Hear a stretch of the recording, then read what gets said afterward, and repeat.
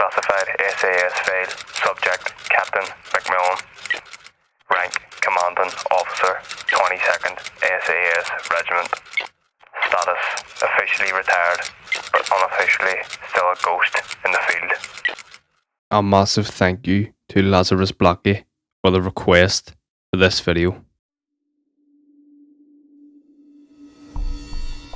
MacMillan is one of the most elusive figures in Call of Duty history. A soldier remembered not for the medals or the headlines, but for a mission that would define an entire generation of players, and for vanishing afterwards, leaving behind little more than whispers and radio static. In 1996, long before Task Force 141, before Makarov and Zakhaev were household names, a single mission in the radioactive ruins of Pripyat would cement MacMillan's legend. This wasn't a grand battle or a full-scale war. It was two men crawling through the grass, hidden under ghillie suits, hearts steady, breaths controlled. Captain MacMillan led the operation. His second in command was a young Lieutenant John Price. The target was Imram Zakhaev, an arms dealer whose influence was quietly reshaping the future of warfare. Pripyat was dead. The silence was almost oppressive. The wind brushing against the abandoned playgrounds, the Geiger counter tickling softly under the mask. Every step could mean detection. Every second was borrowed time. What made MacMillan remarkable wasn't just his marksmanship, it was his discipline. That pure, calculated patience that separated trained soldiers from predators. He spoke in measured tones, his Scottish accent calm, even as patrols passed within inches. Remember what I taught you? He'd whisper. Those words became the mantra of an entire community of players years later. To Price, MacMillan wasn't just a commanding officer. He was the blueprint of what it meant to be SAS. Every tactic, every mindset that would later define Task Force 141. The stealth, the aggression, the moral pragmatism. It all started here, crawling through the grass in Chernobyl's shadow. When the shot finally came, Zakhaev's arm was blown off, but the mission went sideways. The exfil turned into survival. MacMillan was critically injured when a helicopter crashed near their position, and in one of the most human moments in COD history, Price carries him through waves of ultranationalists to safety. That sequence wasn't just gameplay, it was character development in motion. You see the bond forming right there.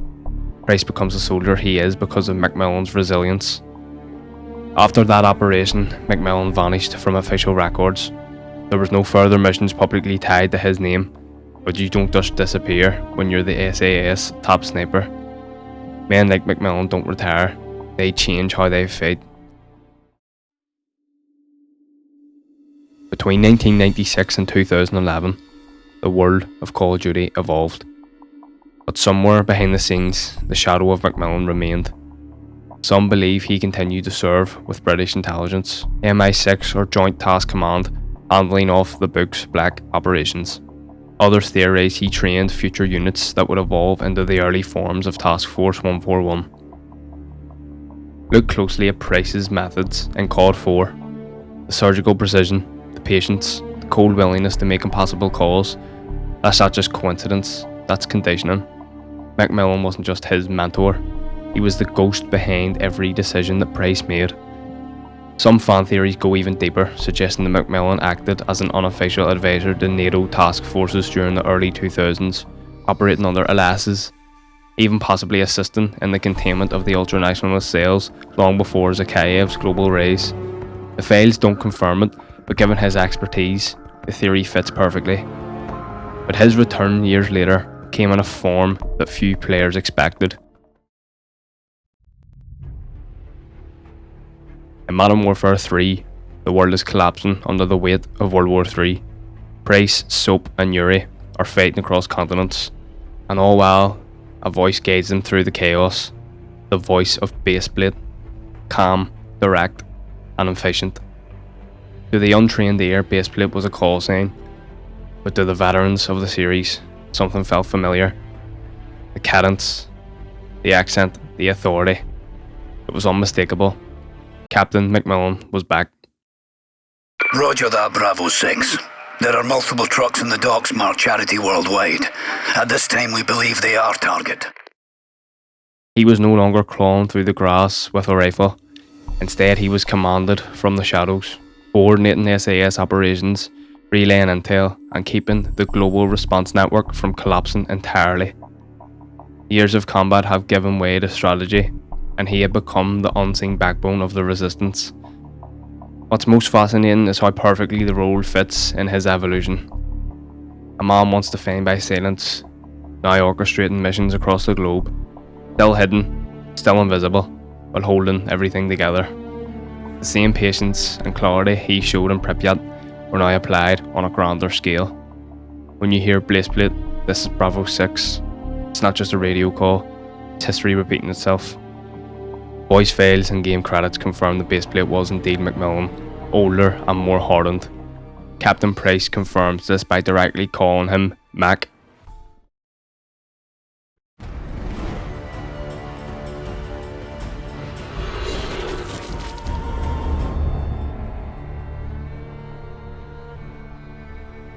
There's a clock tower in Hereford where the names of the dead are inscribed. We try to honor their deeds, even as their faces fade from our memory.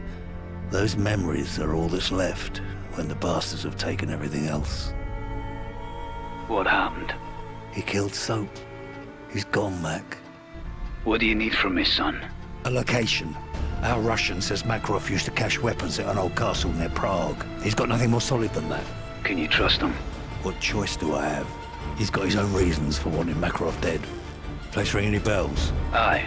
We ran drones over a suspect castle back in Zakiyev's day, but we never got wind of our targets visiting the area.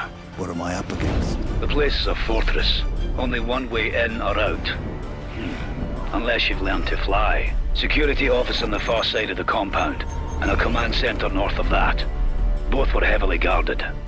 If Makarov's there, he'll be in that control room. What's this you're sending me? Equipment list. That's a lot of hardware, John. What you plan on doing? What you taught me to do. Kill them all. His voice carried weight, aged by decades of classified operations, and even in this new position, he retained his signature stoicism. No emotion, no hesitation, just the mission.